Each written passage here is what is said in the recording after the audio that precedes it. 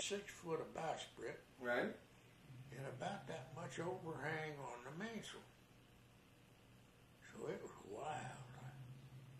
And we found out right early on that the boat go pretty good, but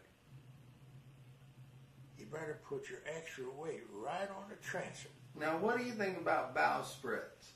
Do you think that they're a good thing on boats? You better believe that. Well, how come you don't have many boats with a bowsprit? Because people don't understand real sailing anymore. Well, but you got most of your boats don't have any bowsprits on them. Well, most of them were for somebody else that just hated bowsprits. Right. I never liked bowsprits. I know it. You can fall off of one if you're not. But I tell you what's a fact. They got their advantages. Like once in a while you get in trouble and there just ain't no way about you're going to hit it. Hit what? And that, whatever the hell it is you're trying to skip. Right. You're going to hit him. Right. Well, I've had an old boat just run in a little seawall and ride the bob bowsprit. stay right up. Right. And he got up there and it slid back off. Didn't hurt a thing. Right. So I was pleased with that. Yeah. You know what I did on Sprite? Well, when you got a boat like Macintoshes, and if you just got a short bowsprit, I'm a firm believer that if you go to sea with lousy ground tackle, you'll soon be in trouble. Right. And I want two different kinds of anchors made up on the bowsprit with roller chocks. Right. That works so good. You can make them up and make them snug down where they can't go nowhere right there. Right. And they're ready. Well, my bowsprit that I have on Sprite, Joe Byers had a piece of wire. You know, like heavy wire, maybe 1/4 inch or something like that wire. And I had that same story. Somebody told me that they lost control of their motor and the boat. He couldn't turn around in the harbor, and he said he just looked for the least amount of damage that he could do. You know, he didn't want to run into any other boat, so he just ran into the seawall. And he said that he smashed his boat. I mean, he did a lot of damage because, you know, the engine just got away from him. He had no control over it, and it was in forward going about 5 knots. So, you know, regardless of that, just that story, when I went to replace that wire on Sprite, I got 2 pieces of 1/8 inch stainless steel by 2 inches. And I put those 2 together with spacers in between so that it would fit, you know, on the fittings, and put the 2 clevis pins in there.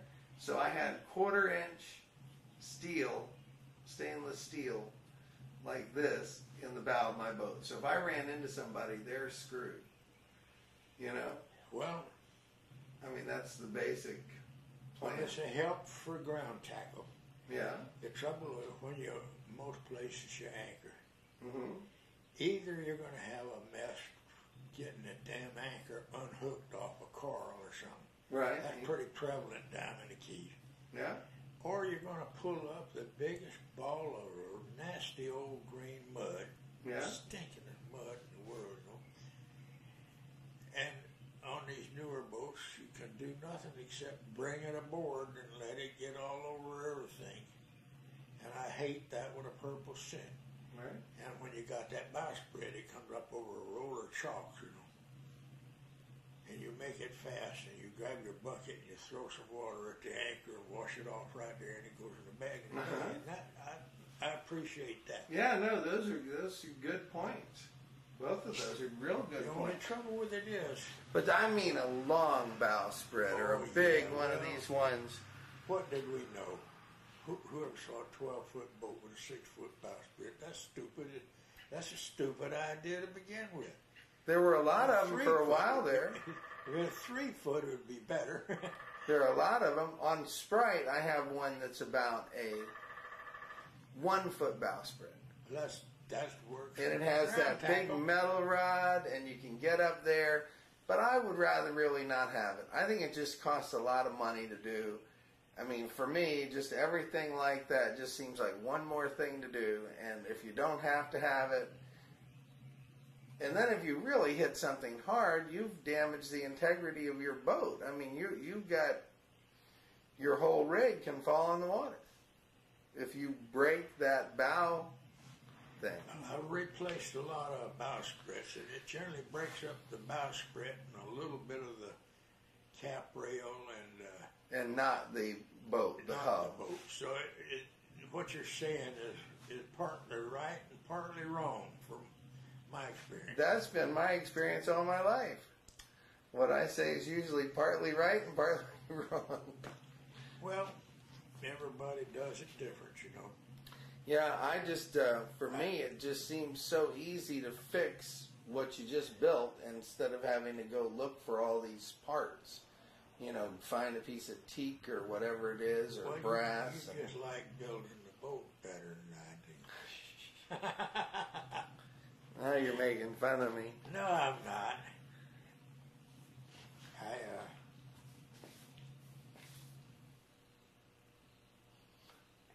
I kind of wish you had it on yours because you got a clipper bow. That deserves a bowsprit. I can always add one.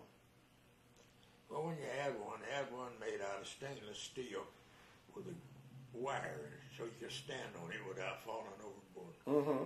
A round bowsprit sure for the birds. Right. Yeah, no, that would be definitely a good idea. And those guys that do that stainless work are so good now. And they're so expensive. expensive. They can build you anything they want. I know, but it's so expensive. It's just every time you go to do something like that, it's like, I asked the guy, I said, okay, I want a bolt. I want a U-bolt, custom made out of 1-inch stainless steel, and I want it to have like 5-inch center between the U-bolt, right? Yeah. And I want it to be like 10 inches long. So I give the stainless steel shop that request, and he says I have to look into it.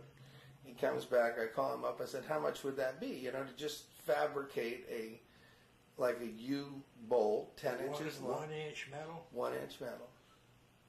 And you know what he said? $600. Oh, no. I went, oh no. You know, Can't you make it out of bronze? Yeah, I imagine you could, but I just was asking him, and that's what it was in stainless.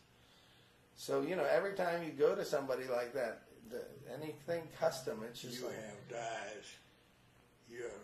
Not to bend. Huh? Not a bending die. I know you could make one. About threading dyes. Yeah, I have some, but not a complete set. Well, I'm going to tell you, some of the bronze is just as tough as it can be. Right? Now, some naval stuff is just almost just pot metal, you know. It's not really good. Mm-hmm. But it'll do most little things all right. But if you got something that's got to have a lot of strength in it. Bronze is good.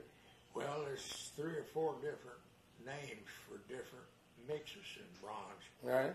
And there's one called magnesium bronze. Mm-hmm. And it is tough. It's tough. What about silicone bronze? Well, now that's the next one. That's a really good bronze, and it's strong. How about titanium bronze? That would be Well, I never had that. I don't know. But I've used the other two. And